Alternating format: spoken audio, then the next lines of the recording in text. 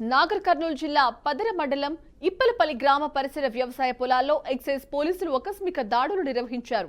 ఈ తనిఖీలో 1000 లీటర్ల బెల్లం పానకం, 9 లీటర్ల నాటుసారాను స్వాధీనం చేసుకున్నట్లు అచ్చంపేట ఎక్సైజ్ సిఐ కృష్ణయ్య తెలిపారు. నాటుసారా తయారు చేస్తున్న వ్యడ జ్యోతిపై కేసు నమోదు చేశారు. ఆయన చెప్పారు. ఇలాగే నల్ల బెల్లం పట్టికను ఎవరు విక్రయించినా వారిపై చట్ట ప్రకారం చర్యలు తప్పవని ఆయన హెచ్చరించారు.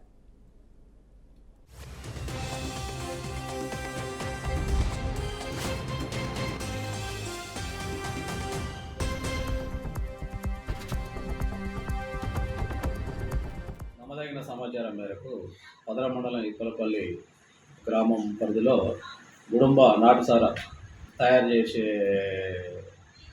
ఒక స్పాట్ పైన మేము దాడి చేయడం జరిగింది.